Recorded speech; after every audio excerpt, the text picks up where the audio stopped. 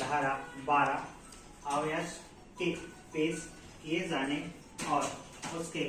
शरीर तथा संपत्ति के संरक्षण के लिए अनुवर्ती आदेश पारित करने की शक्ति न्यायालय आयस को पेश किए जाने और उसके शरीर और संपत्ति के संरक्षण के अनुवर्ती आदेश पारित करने और मुलाकात के अधिकार प्रदान किए जाने के आदेश पारित करने के लिए सक्षम है। यह आदेश उस संरक्षक को जिसके पास आयस की अभिरक्षा नहीं है और मुलाकात के समर्थ होने के लिए अंतरिम अभिरक्षा भी नहीं है, आयस को उसके संरक्षक माता या पिता की अभिरक्षा से निराकृत किए बिना मुलाकात का अधिकार है। आयस की अभिरक्षा से संबंधित आदेश या मुलाकात के अधिकार प्रदान करने वाले आदेश संवेदनशील प्रकृति के आदेश होते हैं और आयस के कल्याण के सर्वोपरि विचार को दृष्टि में रखते हुए फेरफार, परिवर्तन या उपांतरण के अधीन होते हैं। विराम चिन्ह संरक्षक और प्रतिपाल्य अधिनियम, 1890 धारा 47 अपील योग्य आदेश 1890 के अधिनियम की धारा 47 अंतर्वर्ती आदेश के विरुद्ध अपील फाइल किए जाने के लिए उपबंधित नहीं करती, जबकि 1984 के अधिनियम की धारा 19 कुटुंब न्यायालय के निर्णय या आदेश के विरुद्ध उच्च न्यायालय के समक्ष तथ्यों और विधि, दोनों प्रकार के प्रश्नों पर अपील फाइल किए जाने के लिए उपबंधित करती है और इन आदेशों की परिधि से अंतरिम आदेशों को विनिर्दिष्ट रूप से विवर्जित किया गया है। विराम चिन्ह संरक्षक और प्रतिपाल्य अधिनियम, 1890 धारा 12 आयस को पेश किए जाने और उसके शरीर तथा संपत्ति के संरक्षण के लिए अंतर्वर्ती आदेश पारित करने की शक्ति कुटुंब न्यायालय द्वारा 1890 के अधिनियम की धारा 12 के अधीन फाइल किए गए आवेदन पर अंतरिम आदेश पारित किया जाना, जिसके द्वारा विपक्षी को आयस से मुलाकात के अधिकार प्रदान किया जाना, यद्यपि यह आदेश अंतर्वर्ती आदेश है और विपक्षी के पक्ष में प्रदान किया गया, जिसके पास आयस की अभिरक्षा नहीं है, ताकि आयस को दूसरे संरक्षक की अभिरक्षा से हटाए बिना मुलाकात करने के समर्थ बताया जा सके, अतः यह अपील योग्य आदेश नहीं है। विराम चिन्ह संक्षेप में मामले के तथ्य में है कि प्रत्यार्थी द्वारा 1890 के संरक्षक और प्रतिपाल्य अधिनियम की धारा 25 के अधीन उसको उसके आयस पुत्र की अभिरक्षा प्रदान किए जाने के लिए कानपुर नगर के प्रधान कुटुंब न्यायालय के समक्ष कार्यवाही आरंभ की गई, जिसको 2020 के मामला संख्या 63 के रूप में रजिस्ट्रीकृत किया गया। विराम पूर्वक कार्यवाही के लंबन के दौरान 1890 के अधिनियम की धारा 12 के अधीन आवेदन प्रत्याशी को अपने अवयस्क पुत्र से मुलाकात के समर्थ बनाए जाने के और मुलाकात का अधिकार प्रदान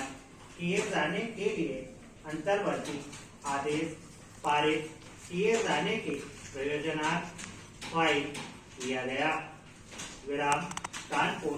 नगर के कुटुंब न्यायालय के प्रधान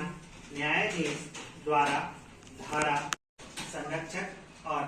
प्रतिपाल्य अधिनियम 1890 धारा 12 अवयस्क के पेश किए जाने और उसके शरीर तथा संपत्ति के संरक्षण के लिए अनुवर्ती आदेश पारित करने की शक्ति न्यायालय अवयस्क को पेश किए जाने और उसके शरीर और संपत्ति के संरक्षण के अनुवर्ती आदेश पारित करने और मुलाकात के अधिकार प्रदान किए जाने के आदेश पारित करने के लिए सक्षम है। यह आदेश उस संरक्षक को जिसके पास अवयस्क की अभिरक्षा नहीं है और मुलाकात के समर्थ होने के लिए अंतरिम अभिरक्षा भी नहीं है, अवयस्क को उसके संरक्षक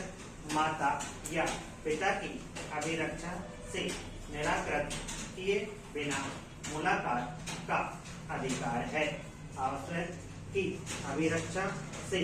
संबंधित आदेश या मुलाकात के अधिकार प्रदान करने वाले आदेश संवेदनशील प्रकृति के आदेश होते हैं और अवयस्क के कल्याण के सर्वोपरि विचार को दृष्टि में रखते हुए फेरफार, परिवर्तन या उपांतरण के अधीन होते हैं। विराम चिन्ह। संरक्षक और प्रतिपाल्य अधिनियम 1890 धारा 47 अपील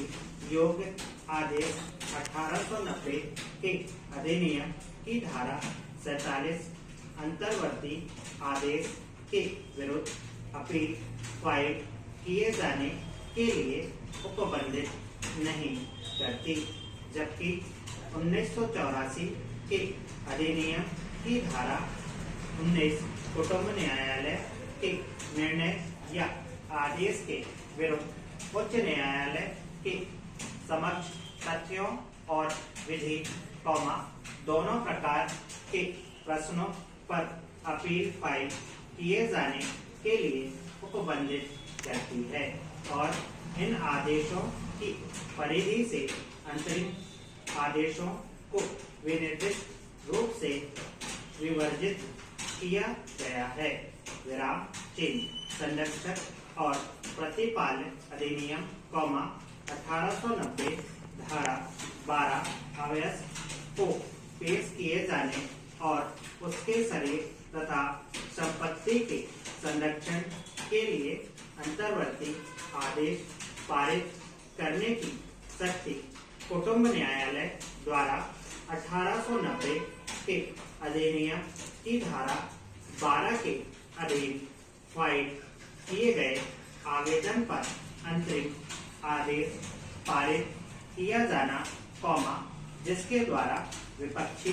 को अवयस्क से मुलाकात के अधिकार प्रदान किया जाना, यद्यपि यह आदेश अंतर्वर्ती आदेश है और विपक्षी के पक्ष में प्रदान किया गया, जिसके पास अवयस्क की अभिरक्षा नहीं है, ताकि अवयस्क को दूसरे संरक्षक की अभिरक्षा से हटाए बिना मुलाकात करने के समर्थ बताया जा सके, अतः यह अपील योग्य आदेश नहीं है। विराम चिन्ह। संक्षेप में मामले के तथ्य में है कि प्रत्याशी द्वारा 1890 के संरक्षक और प्रतिपाल्य अधिनियम की धारा 25 के अधीन उसको उसके अवयस पुत्र की अभिरक्षा प्रदान किए जाने के लिए कानपुर नगर के प्रधान कुटुंब न्यायालय के समक्ष कार्यवाही आरंभ की गई, जिसको 2020 के मामला संख्या 63 के रूप में रजिस्ट्रीकृत किया गया। विराम पूर्वक कार्यवाही के लंबन के दौरान 1890 के अधिनियम की धारा 12 के अधीन आवेदन प्रत्याशी को अपने अवयस पुत्र से मुलाकात के समर्थ बनाए जाने के और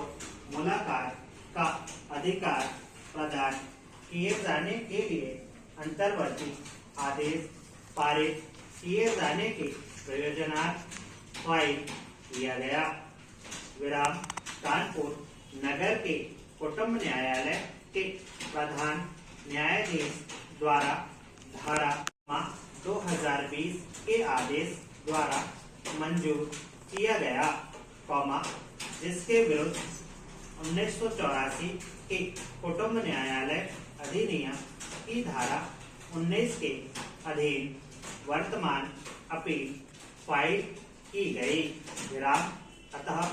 यह अपील कानपुर नगर के कुटुंब न्यायालय